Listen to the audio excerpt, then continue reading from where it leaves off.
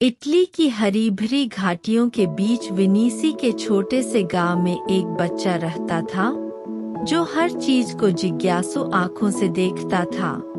उसका नाम लियोनार्ड था। वह केवल 9 साल का था, लेकिन उसके मन में इतने सवाल थे कि गांव वाले अक्सर उसे सुनकर मुस्कुरा देते थे। लियोनार्ड को सुबह में मुर्गियों के पंख फड़फड़ाते देखना और पक्षियों को आसमान में उड़ते देखना बहुत पसंद था। एक दिन उसने अपनी माँ से पूछा, माँ, पक्षी बिना गिरे कैसे उड़ते हैं? जब मैं अपनी बाहें हिलाता हूँ तो मैं क्यों नहीं उड़ सकता? माँ ने धीरे मुस्कुराते हुए कहा, क्योंकि तुम्हारे पास पंख नहीं हैं, बेटे। लेकिन यह जवाब लियोनार्ड को संतोषजनक नहीं लगा। उसके दिल में जिज्ञासा की चिंगारी जल गई। तब से उसने पक्षियों की हर हरकत का अध्ययन करना शुरू किया। वह गौरैया के तेज पंख फड़फड़ाने, बाज के भवे घेरे और यहाँ तक कि तितलियों के हल्के पंखों को अपने स्केचबुक में उतारता। उसका स्केचबुक किसी सामान्य बच्चे की तरह नहीं था, बल्कि भविष्य के एक आविष्कारक के नोट्स जैसे थे। एक दिन जब बाकी बच्चे नदी में पत्थर उछालकर खेल रहे थे, लियोनार्ड ने एक पत्थर उठाया, ध्यान से देखा और फेंका। पत्थर पानी पर 3 बार उछला। देखो, उसने कहा, पत्थर तुरंत क्यों नहीं डूबता? शायद पंख हवा को काटते हैं, जैसे यह पत्थर पानी को काटता है। शायद हम भी उड़ सकते हैं। बच्चे हंसे। लियोनार्ड, इंसान पत्थर नहीं होते। लेकिन उसने हंसी नहीं की। उसके मन में एक नया विचार उभर चुका था। रात में मोमबत्ती की रोशनी में वह पक्षियों जैसे पंखों का चित्र बनाता। लकड़ी और कपड़े से वह छोटे फ्रेम बनाता जिन्हें वह अपनी बाहों से बांधता। वह दौड़ता, अपने हाथ हिलाता, लेकिन उड़ नहीं पाता। फिर भी वह कभी हार नहीं मानता। एक दिन वह एक पहाड़ी पर चढ़ा, अपने कंधों पर लकड़ी का फ्रेम बांधकर। उसके दोस्त उत्सुकता से देख रहे थे। लियोनार्ड ने आकाश की ओर देखा, गहरी सांस ली और दौड़ा।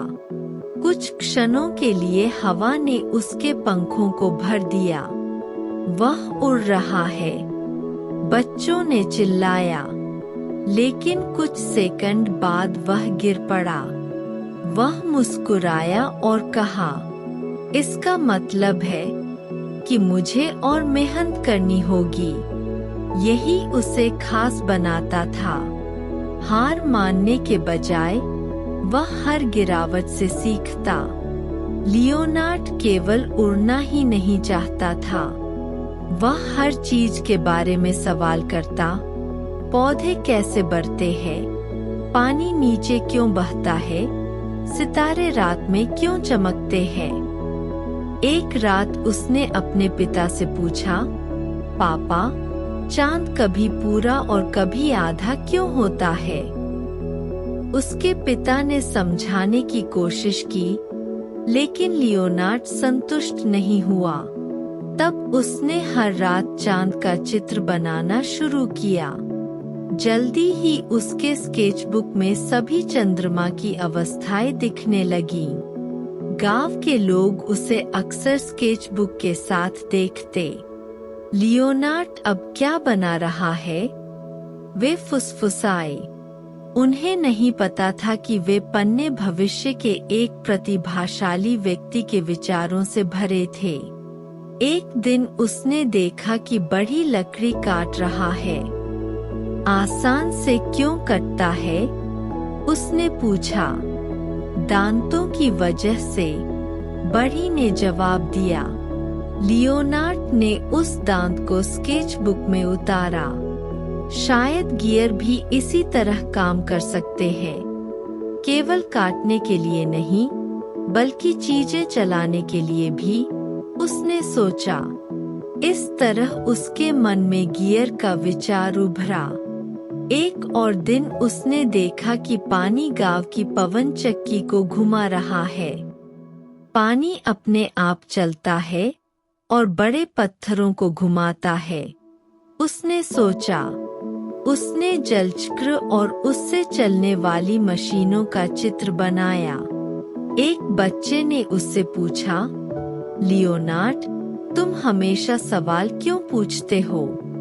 हम खेलते हैं, लेकिन तुम हमेशा सोचते रहते हो।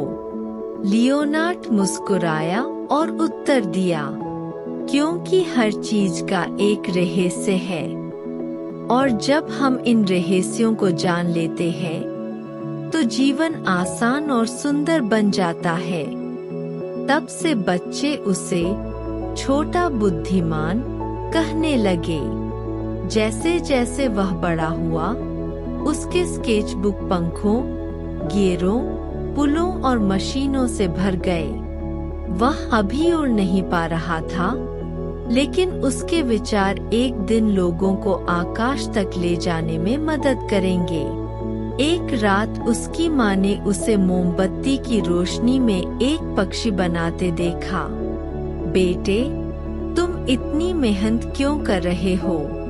उसने पूछा। लियोनार्ड ने आकाश की ओर देखा और कहा, क्योंकि एक दिन लोग पक्षियों की तरह उड़ेंगे और मेरी जिम्मेदारी है रास्ता खोजने की। साल बीते। छोटा लियोनार्ड बड़ा कलाकार, आविष्कारक और वैज्ञानिक बन गया।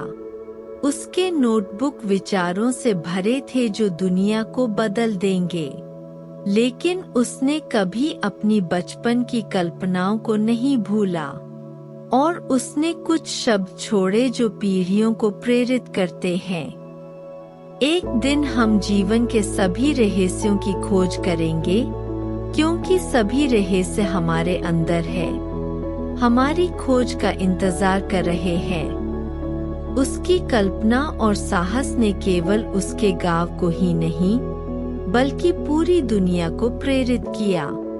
उसने सभी बच्चों को दिखाया, अगर तुम गिरने से नहीं डरते, तो तुम्हारे सपने तुम्हें आसमान तक ले जाएंगे।